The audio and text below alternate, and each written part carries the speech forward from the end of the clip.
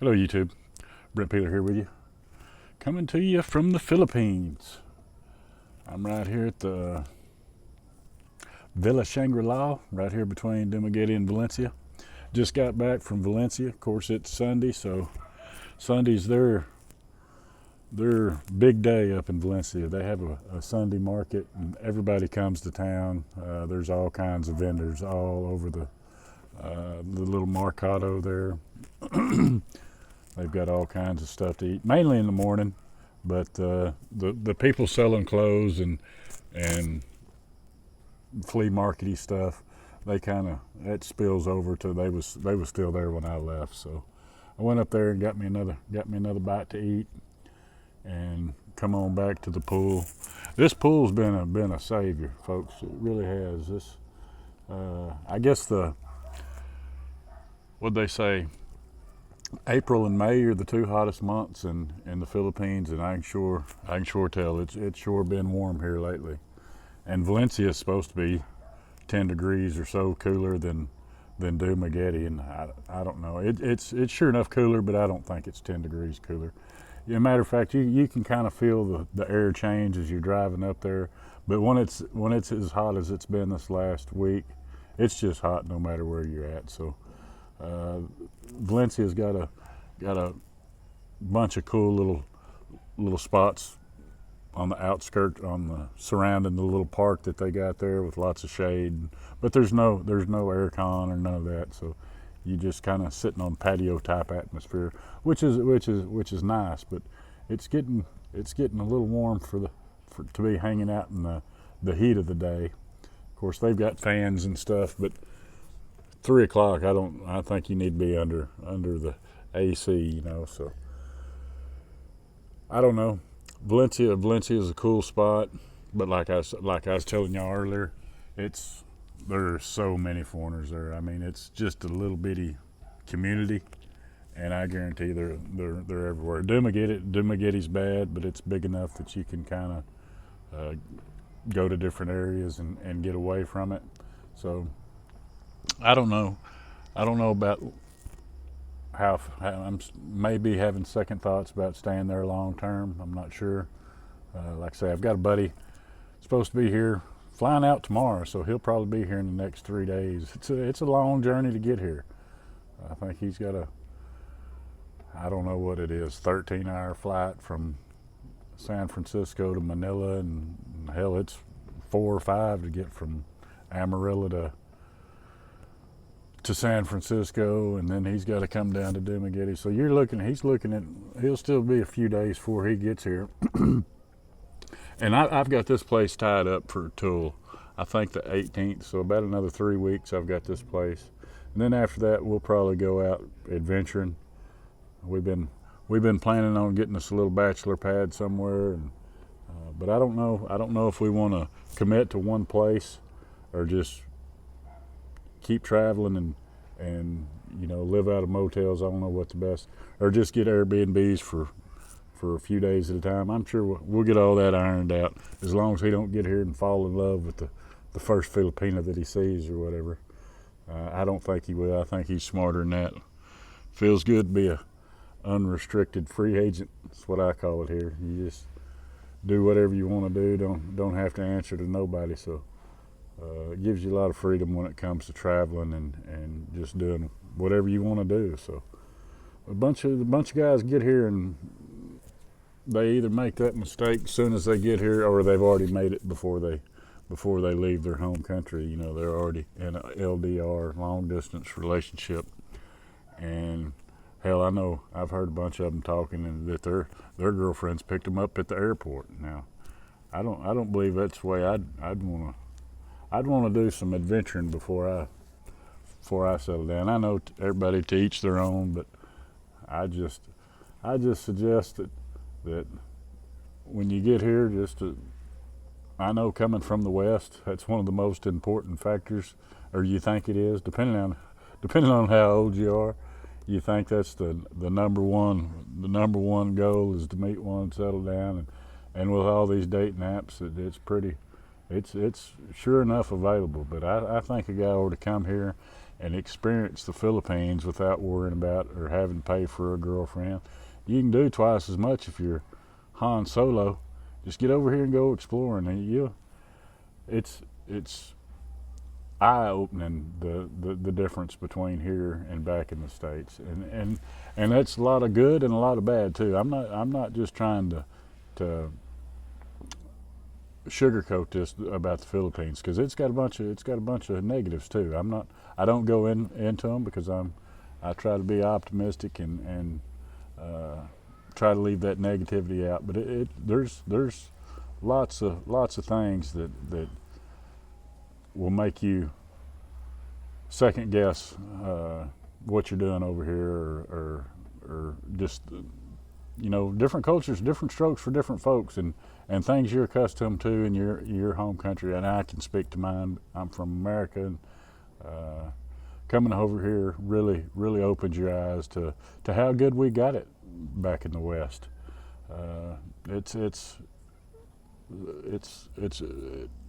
It can be hard over here, especially the poverty and the gap between the rich and the poor over here is huge too. It's pretty bad in America, but it's nothing like over here. But the people are over here are all so friendly and grateful and just content. And I hope someday I'm as content as these people, because they may not have much, but they don't want for much. It's just an awesome culture, and I'm not going to get into the negatives that or anything that I feel is negative. I mean, may save that for a different video or for a different time, if it ever even comes. I don't even have enough to. What I'm trying to say is I'm not trying to showcase the negative things about the Philippines, but I'm just trying to tell you the truth about living over here. It's a wonderful country, but you sure enough get over here and you'll go to missing some of the things from back home. It's for me, I'm just giving you my opinion, but it's hard for me to eat healthy over here because I don't have the palate that they have. I'm not into seafood. I don't, to me, that's the insects of the ocean. I mean, if it comes from the ocean, that's the bugs of the, anything that's got a outer shell. To me, that's a bug. I don't like snotty food. I don't know. I can eat fish.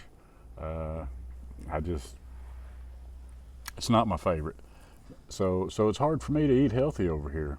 Everything I like is either fried or full of carbs and fat, and that's a terrible combination, fat and carbs.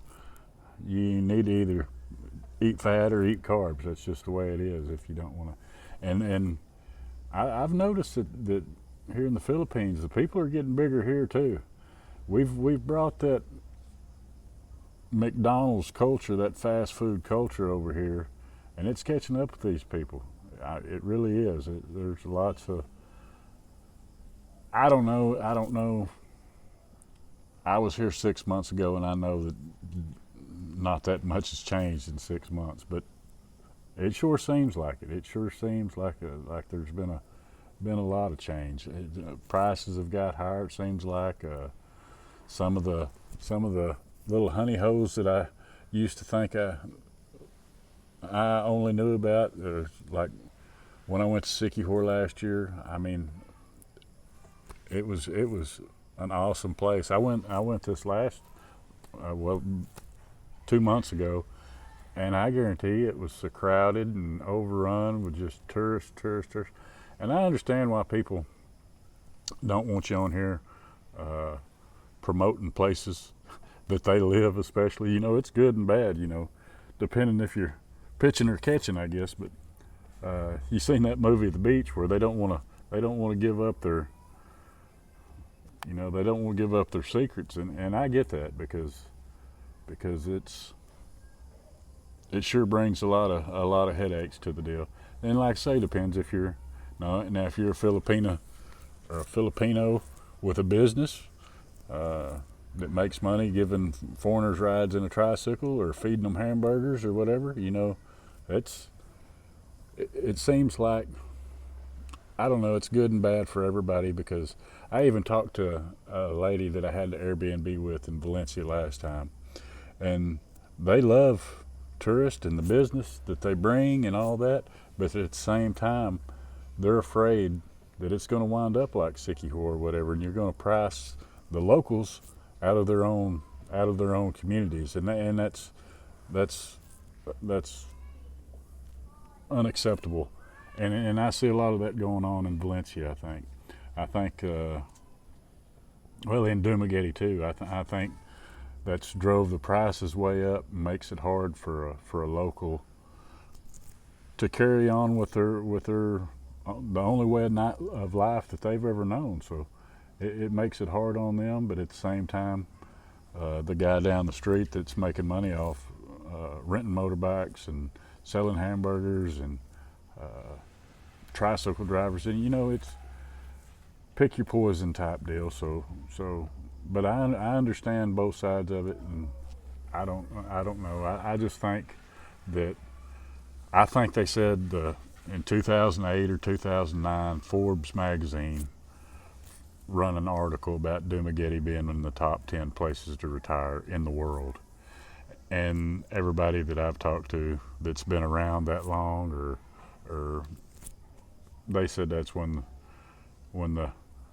everything, the massive influx started, and it just never stopped. And I don't think anybody's printed anything like that since, but the people still promote that, and the foreigners and the YouTubers and everybody else, there's just been a wave. And the pandemic, during the pandemic for 2 or 3 years, that's all people did was sit at home and look at these people in the Philippines and think, yeah, one of these days.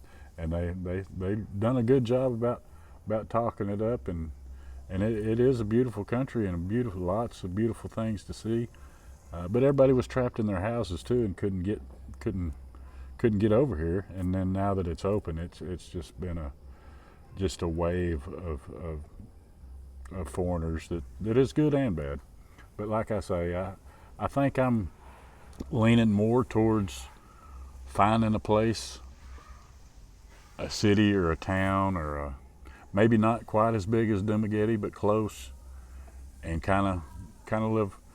I mean, I love the size and the communities around Dumaguete, but to me, it just don't have as much of the Philippine feel to it anymore, because like I say, you're bumping into foreigners all the time, and lots of cities in the Philippines, some people have never even, not, I wouldn't say cities, but provinces and villages, and some of them people's never even seen a foreigner, and you don't get that here.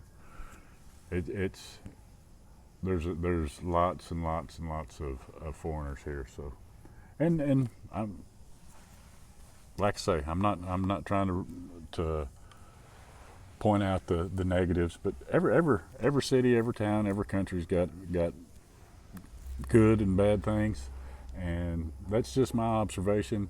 And I think if I was going to stay anywhere long term, that I think I would. I'm going to keep a looking and try to find somewhere off the beaten path, and that's less known, and that's what I'm thinking right now. I might wake up tomorrow and feel a whole different way, but if y'all are thinking about coming, yeah, sure, come here, spend a few days. But I don't know, depending on what you're looking for.